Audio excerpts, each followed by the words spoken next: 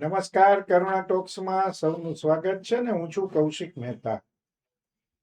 હરિની હાટડીએ મારું રોજનું હટાણું, જોયું કે ન જોયું મેં તો ટાણું કટાણું. આ ભજન બહુ જાણીતું છે ને, ખાસ કરીને સ્વામિનારાયણ પંથને જે માનનારા લોકો છે એમાં તો આ બહુ જ જાણીતું, ગવાતું અને હૃદયમાં વસેલું ભજન છે. આવા જ અનેક ભજનો, અનેક ધૂનો ગવાય છે રાજકોટમાં. રોજ રાત્રિ ધૂન મંડળ, રાજકોટ સ્વામિનારાયણ ગુરુકુળ છે એના થકી આ સરસ મજાનું મંડળ ચાલે છે. એમાં ઘણા બધા યુવાનો જોડાયેલા છે અને જે કોઈ હરિભક્તો એમની ઘરે નિમંત્રણ આપે ત્યાં જાય છે. કોઈ ચાર્જ લેતા નથી. મજાની વાત તો એ પણ છે કે આ ધૂન મંડળના જે સભ્યો છે એ સ્વખર્ચે બધા વાજિંત્રો વસાવેલા છે અને જે કાંઈ દાન ભેટ સ્વરૂપે આવે એ બધું ગુરુકુળમાં જમા થાય છે. એટલે આવું સરસ મજાનું લગભગ 14-15 વર્ષથી મંડળ ચાલે છે. આજે આ મંડળની પ્રવૃત્તિઓ વિશે વાત કરવી છે ને વાત કરવા માટે આપણી સાથે જોડાયા છે વિજયભાઈ પનારા અને નિમિષભાઈ, ડોક્ટર નિમિષભાઈ મુંગરા. આપ બંનેનું સ્વાગત છે. નમસ્કાર. જય શ્રી વિજયભાઈ, પહેલા તો એ કહો કે આ ધૂન મંડળ ની શરૂઆત કઈ રીતે થઈ, કોનો વિચાર હતો ને કઈ રીતે શરૂઆત થઈ? આમ તો કૌશિકભાઈ, આજથી 14 વર્ષ પહેલા અમારે એક મોણપરી ગામ ત્યાં મૂર્તિ પ્રતિષ્ઠા મહોત્સવમાં ગયા હતા. બરાબર. ત્યાં પૂજ્ય અમારે ધૂનવાળા નારાયણ સ્વામી કહેવાય છે ગુરુકુળમાં. ઓકે. કે જ્યાં ધૂન થતી હોય ત્યાં નારાયણ સ્વામીની હાજરી હોય. ક્યાં વાત હે. તો સ્વામીને અમે કીધું કે સ્વામી, હમણાં રાજકોટ ઘણા ટાઈમથી આ પધાર્યા નથી, તો સ્વામી કે ધૂન કરો તો આવીએ. તો સ્વામીને કીધું ધૂન કરીએ. બરાબર. ત્યાંથી પ્રેરણા મળી અને અહીંથી પૂજ્ય ગુરુ મહારાજની આજ્ઞાથી 14 વર્ષ પહેલા જી રોજે આ ધૂન કરવાની પ્રેરણા મળી અને ત્યારથી ચાલુ છે.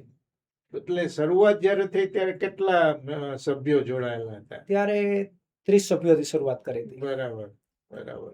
અને એમાં અમે 7 દિવસના 7 વારા ગોઠવા છે. હા હા. ઓકે. કે 7 દિવસના 5-5 હરિભક્તો વહેલા જઈને ત્યાં તૈયારી કરીને ગોઠવે.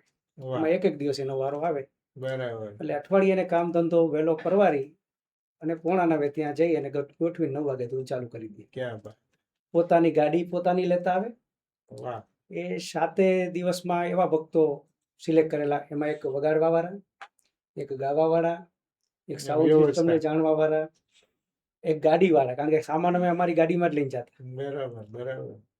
ઘરધણીને કોઈ જાતની કઈ ચિંતા રહેતી નહીં. બરાબર. એટલે બધું સામાન અમારી સાથે લઈ અને જાય. એ રીતના અમે 7 દિવસના 7 વારા ગોઠવેલા અને આજ 14 વર્ષ એ બધી કન્ટિન્યુ ચાલે છે. બધા ભક્તોની પણ શ્રદ્ધા બહુ જોરદાર છે. ક્યાં વાત. અને આજે કેટલા સભ્યો થઈ ગયા 14 વર્ષ પછી? અત્યારે 150 સભ્યો છે. અરે વાહ વાહ, ક્યાં વાત હે.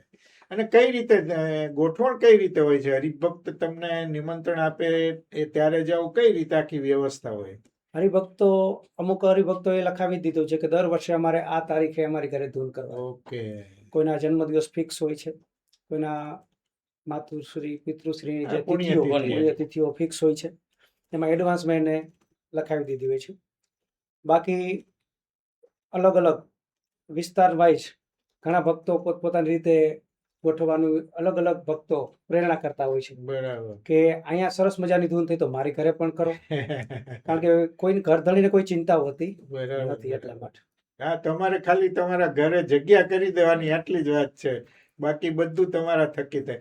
તો પણ આ બધા વાજિંત્રો છે, વાહનો છે, એ બધું મેનેજમેન્ટ કઈ રીતે થાય? પહેલા મેં કીધું એ પ્રમાણે વાહનો અમે બધા જે 7 ટીમ બનાવી હતી એ પોતપોતાના વાહન લઈને બરાબર સામાન લઈને જતા. ત્યારબાદ આ બધું સરસ મજાનું કાર્ય જોઈને અમારા ધૂન મંડળના જે એક સભ્ય છે, સંસ્કાર સિટી વાળા, સંસ્કાર હાઇટ વાળા જે ટીલારા સાહેબ છે, રામજીભાઈ ટીલારા, એ અમારા ધૂન મંડળના સભ્ય છે.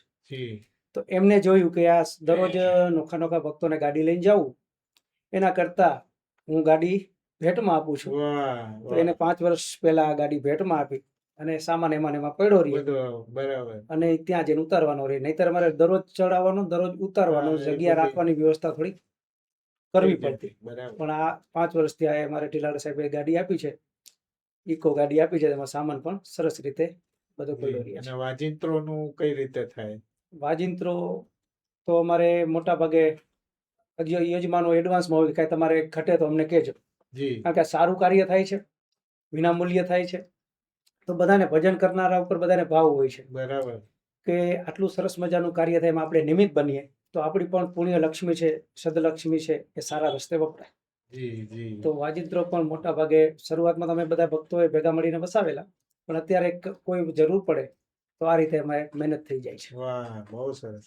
પણ આમાં કારણ કે ભજનો કે ધૂન કે જે કાંઈ હોય એ તમારે એનું સિલેક્શન છે, પછી એની પ્રેક્ટિસ છે, દરેક સભ્યને ગાતા ન પણ આવડતું એવું પણ બને, તો એ કઈ રીતે આખી ટીમ બને તમારી? એ અમે 5-6 લોકો પહેલેથી આમાં ગાવાવાળા છીએ, અને પછી જે લોકોને અમારે તૈયાર કરવા હોય એને પાછળ ઝીલવા બેસાડીએ.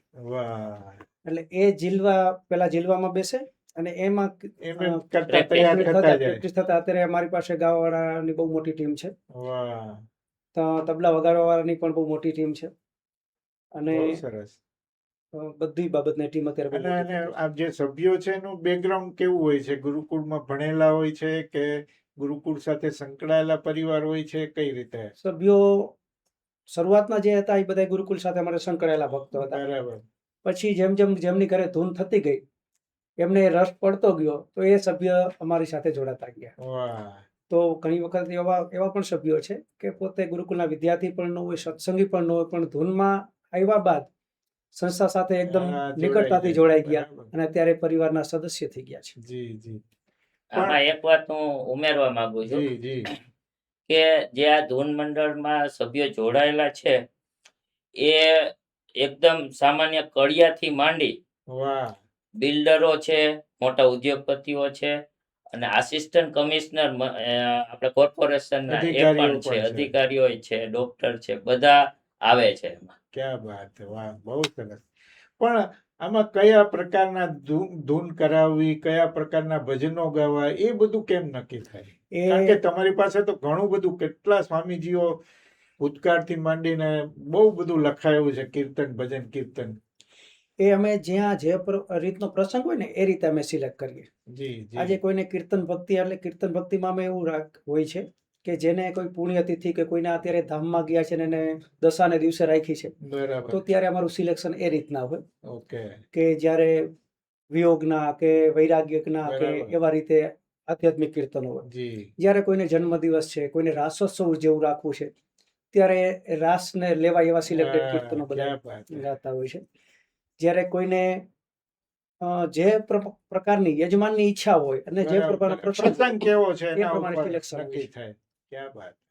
અને મોટા ભાગના ભજનો કે કીર્તન જે છે એ બધા સ્વામીજીઓ દ્વારા લખાયેલા હોય છે કે કોઈ નહીં, નવા પણ? એવું નહીં, પ્રાચીન ભજનો બધા જ અમે વાહ ગાઈએ છીએ. વાહ, બહુ સરસ, બહુ સરસ.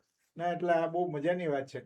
અને આ રાજકોટ ગુરુકુળની જેમ રાજકોટ ગુરુકુળની ઘણી બધી શાખાઓ છે, ત્યાં પણ આવી રીતે મંડળો ચાલે છે ખરા? સુરતમાં આપણું રાજકોટ ગુરુકુળનું મંડળ જોઈએ, સુરત ગુરુકુળમાં પણ પૂજ્ય ધર્મલોક સ્વામીની એવી જી. પ્રેરણાથી ત્યાં પણ છેલ્લા 9 વર્ષ થયા. વાહ, આ જ રીતે ત્યાં તો બહુ મોટું મંડળ છે, કારણ કે વિસ્તાર બહુ મોટા છે. હા, બરાબર. ત્યાં પણ બહુ છેલ્લા 9 વર્ષ ત્યાં બહુ મોટા પાયે ધૂન દરરોજને ચાલે છે. જી જી અને અન્ય એ સિવાય કોઈ જગ્યાએ ચાલતું એવું ખરું?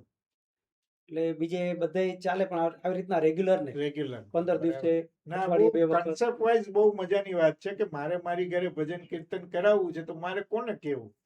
તો આ સીધો સરળ રસ્તો છે અને આટલું સરસ મજાનું ગ્રુપ હોય તો બહુ આનંદ થાય. આ તો બહુ મજાનું વાત છે. પણ મહિનામાં કેટલા કાર્યક્રમો કરવા પડતા હોય છે? કારણ કે ઘણીવાર એવું થાય કે વધારે ડિમાન્ડ થઈ જાય તો તમારે મેનેજ કરવું પડે. હા, એટલે અમારે મહિનામાં ઓલમોસ્ટ 20 કાર્યક્રમની આસપાસ થઈ થાય. જતા હોય છે. બરાબર. અમારે એકાદશીની રજા ફિક્સ હોય છે, કારણ કે ત્યારે બરાબર. અમારે ગુરુકુળની પ્રવૃત્તિને હા, બાકી ચાલે. ગુરુકુળના કઈ એવા કાર્યક્રમ હોય ત્યારે અમે એમને પ્રાયોરિટી આપીએ છીએ, અને જ્યારે ન હોય ત્યારે અમારે આવી રીતના આયોજન થઈ અને જતું હોય આમાં છે. સાધુ સંતોનું શું માર્ગદર્શન તમને મળતું રહે? જ્યારે યજમાન પરિવારની એવી ભાવના હોય કે અમારી ઘરે સંતોની પધરામણી પધરામણી કરવી થાય. છે, સંતો આવીને અમારા પરિવારજનો કે અમે બધા સગાવાલાને ભેગા કરીએ, એને થોડુંક સત્સંગ કથા વાર્તાનો લાભ આપે, તો સંતો પણ વારંવાર પધારતા હોય છે અને વાહ. યજમાન પરિવારની ભાવના ને ન્યાય આપતા હોય છે. ક્યાં બાત હે. વાહ, બહુ સરસ.